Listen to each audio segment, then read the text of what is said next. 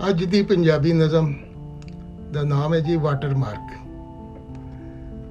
ਇੱਕ ਪਾਰਕ ਵਿੱਚ ਖਲੋਤੇ ਸਿਰ ਲੱਥੇ ਮਾਂ ਦੇ ਬੁੱਤ ਕੋਲੋਂ ਨਾਲ ਖਲੋਤੇ ਭੱਜੀ ਬਾਂਹ ਵਾਲੇ ਬੱਚੇ ਦੇ ਬੁੱਤ ਨੇ ਪੁੱਛਿਆ, ਮਾਏ ਸਾਡੀਆਂ ਤੇ ਹਾਵਾਂ ਵਿੱਚ ਵੀ ਸਾਵਾਂ ਦਾ ਸੇਕ ਨਹੀਂ। ਮਾਏ ਸਾਡੀਆਂ ਤੇ ਹਾਵਾਂ ਵਿੱਚ ਵੀ ਸਾਵਾਂ ਦਾ ਸੇਕ ਨਹੀਂ।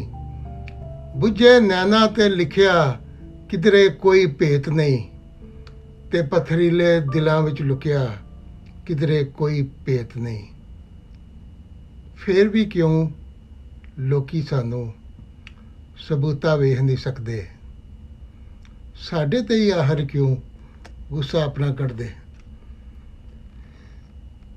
ਅੱਗੋਂ ਮਾਂ ਦੇ ਜੁੱਸੇ ਨੇ ਚੁੱਪ ਚੁਪੀਤੀ ਆਵਾਜ਼ ਦੇ ਵਿੱਚ ਹੌਲੀ ਜਿਹੀ ਇਹ ਗੱਲ ਸੁਣਾਈ,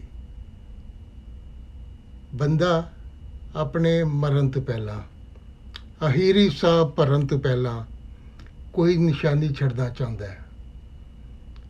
ਆਪਣੇ ਜੀਵਨ ਧਾਰੇ ਨੂੰ ਕਿਸੇ ਰੰਗ ਵਿੱਚ ਰੰਗਣਾ ਚਾਹੁੰਦਾ ਹੈ, ਭਾਵੇਂ ਉਹ ਰੰਗ ਪਾਣੀ ਦਾ ਹੀ ਹੋਵੇ। ਕੈਸੀ ਲੱਗੀ ਜੀ ਇਹ ਨਜ਼ਮ? Watermark. Thank you.